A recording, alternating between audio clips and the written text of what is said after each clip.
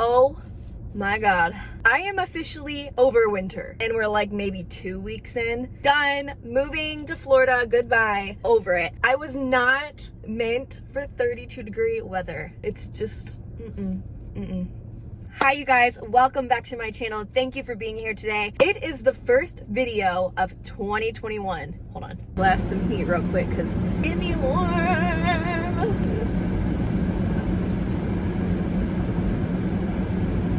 I think we're good now. All right, so it's the first video of 2021. I cannot believe that we're here. Didn't think we'd be going through what we're going through at this point, but here we are. What a shit year. Like, there's no other way to put it. What a shit year for everyone. Oh, I'm sorry. My son took his milk and like sprayed it across his little mirror back there. So it's just gonna be a little dirty for a little bit. I have just so much shit in my car that I need to just get it out. I feel like I haven't sat down and just talked to you guys in a while. I am in my car currently because it just is what it is. But I wanted to start off this year kind of talking about things that I'm not taking into 2021 with me. I have kind of been a little MIA, not posting like normal, like I said I would in last video. I'm so sorry. But there's a reason why. I'm gonna get into that at some point in this video. But yeah, I just kind of wanted to go over things that I am taking into 2021 with me and things that I'm leaving behind, because I feel like this is gonna be my year. If it's not going to be my year, it's at least going to be my year to change me, because I can't decide what's gonna happen to me or to everyone, not in my hands, but I can manifest better things for myself. I can work on being a better me, and that is what this year is gonna be about for me, baby. My New Year's resolution was to not go and buy coffee as much as I do, but here we are again. To be honest, that's the only resolution that I'm probably not gonna be sticking to. If you see me looking down, it's because I'm looking at the sheet. I wrote up everything I was gonna talk to you guys about today because mom brain, and I'm just kind of an idiot. It happens. I get off topic. Basically, the gist, or what everything boils down to, are a few different things that I'm gonna kind of build off of. One is stress, mom guilt, anger, and self-image. I feel like these are topics that touch a whole plethora of different things. So I wanted to just kind of talk about how I'm going to tackle these topics and improve my life in 2021. So I guess I'll start by talking about what has been going on for the past, I want to say month and a half now, just because if I talk about it through the rest of my topics, I want it to make sense. So about a month ago, Zach and I had a fight. It was a pretty bad fight, and it ended up with us basically getting a custody agreement, to put it simply. So yeah, we do have a custody agreement in place right now, and we're sticking to it. Zach and I communicate every day, but we've both had some time to just kind of let things cool down. There was a 2-week period of us not being able to talk to each other, and I think it was for the best. I think when you just take time away to just regroup and not act in the heat of the moment, it makes things so much better. So we both did, I think, a lot of reflection, self-reflection, reflection on our relationship, reflection on ourselves as parents, and I think we came to the understanding that we are a family no matter what. We have a child that we are creating his own reality, just Zach and I, every day. That's our job. Zach and I both come from backgrounds where we didn't have the best upbringings. We both went through a lot of crap, and we both don't want that for Callan. So we are on good terms now. I hope things stay that way. I think we're just going to keep each other at about arm's length and just work on our relationship, go to therapy, do things together as a family, stuff like that. For now, I can't really tell you what that means. I don't know if there will one day be a relationship again, or if we decide that it just isn't gonna work and we're going to try and be friends in order to co-parent and make a good life for our son. I really don't know what that looks like yet, but we're just taking it day by day. We're working on being friendly and just nice to each other and getting back to at least what we had in the beginning. But this was a hard year, and it was a year that we had a lot going on, and it was a very trying year for, I think, every couple. And then throwing that on top of being new parents, being engaged, and what that means, it was just horrible, honestly. So basically how we're tackling this is just taking it a day at a time. I was super depressed over the past few weeks, and that's why I wasn't really getting videos out or really staying up to date on Instagram. So thank you for bearing with me. And I know I didn't tell you guys, but it was something that I just kind of had to handle on my own. I don't want things to look like they're completely perfect all the time, because they're not. They're really, really not. Life is hard. Life is really confusing a lot of times, and we're both really young and we're both figuring it out, and it's hard, especially when you have a baby. But anyways, moving on into the topics. So the first one is sweating the small stuff, and I'm gonna implement this into my relationship with Zach, but in kind of all aspects of life. I mean, I think it could be applied to even you driving down the road, someone cuts you off. Is it really that big of a deal? Do we have to flip them off? Do we have to get up next to them and cuss them out? No. You know, I'm just not gonna sweat the small stuff because it's not worth it. This could be thrown into the mom guilt factor too. Mom guilt is so real. There are things that I just look at myself and I'm like, you know, I could have handled this situation better. I could have handled this tantrum better. I could have cooked a better meal on this night.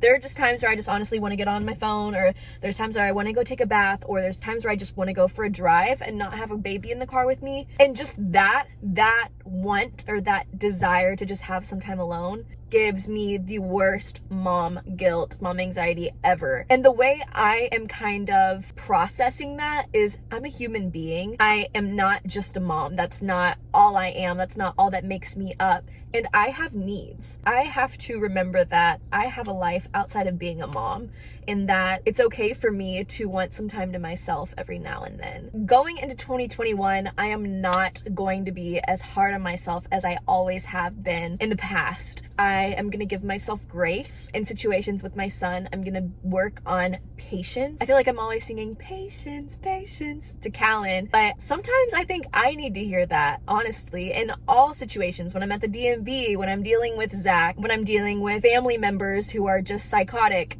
patience. It really is simple things like that that do make a difference, I feel, in your quality of life. Another thing is anger. I will admit it, I have some anger issues that man, it's just not a sexy trait to have. But the thing about me is I say things that I shouldn't. I have a mouth on me. That's just kind of my thing. This year, I am going to work on being impeccable with my word. That's something that my mom always says to me, and she's 100% right. Being impeccable with my word means holding myself to a higher standard when it comes to situations that might frustrate me or grind my gears. Sometimes I just need to keep my mouth shut, because you know, when I do keep my mouth shut, the better the outcome is in that situation, or the other person that I'm having an issue with shows their true colors more. I'm striving for peace this year. I am striving to be my own peace, create my own peace, maintain that. And if I were to confront the things that piss me off or grind my gears, it ultimately disturbs my peace. I just will no longer allow people to disrupt me and my growth and my journey. And what that goes hand in hand with is that if I don't have anything nice to say, I'm not going to say it. And I'm not going to let how other people act cause me to react. Going back to the small things that have been ingrained in our brains since kindergarten, you know, take a deep breath, patience. If you don't have anything nice to say, don't say it at all. That is what I am honing in on this year, and just really listening to the things that we were taught, these lessons when we were so young. I think at some point I just kind of lost sight of those things, and I think they're amazing things that we have to remember in order to live a better life. Number 3, I think this is is my negative self-image. So I am not taking that into 2021 with me.